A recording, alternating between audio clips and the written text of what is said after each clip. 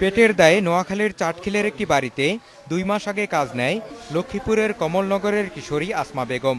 তবে এরই মধ্যে তার সারা শরীর ভরে গেছে নির্যাতনের চিহ্নে। কাজ আদায় করে নিতে এমনই নির্মম সব নির্যাতন করতেন গৃহকর্ত্রী রুম্পা বেগম। নির্যাতন সইতে না পেরে সেখান থেকে পালানোর উপায় খুঁজতে থাকে আসমা। অবশেষে মঙ্গলবার পালিয়ে আসতে সক্ষম হয় সে। এখন চিকিৎসা নিচ্ছে হাসপাতালে।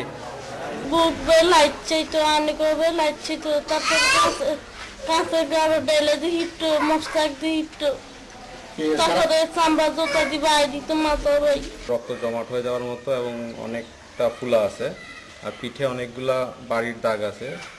দাগটা হয়তো পাইপ জাতীয় এরকম। আসমাকে এভাবে নির্যাতনের বিচার দাবি করেছে তার পরিবার। এই নির্মমতা নাড়া দিয়েছে এলাকাবাসীর মনেও। ভকিনের মায়ের যারা এই ক্ষতি করছে আমি আল্লাহর কাছে বিশ্বাস চাই, সবার কাছে বিশ্বাস চাই। মানবাধিকার লঙ্ঘন, আমরা এই ধরনের যারা এই ধরনের কাজ করেছে তাদের দৃষ্টান্তমূলক শাস্তি চাই এবং জেলা প্রশাসনের কাছে এর সুবিচার চাই, তাদের দৃষ্টান্তমূলক গ্রেপ্তার চাই।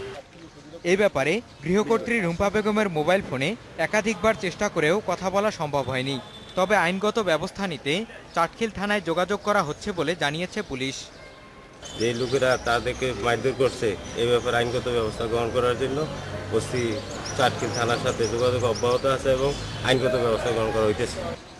এ বিষয়ে একটি মামলা করারও প্রস্তুতি চলছে বলে জানিয়েছে পুলিশ।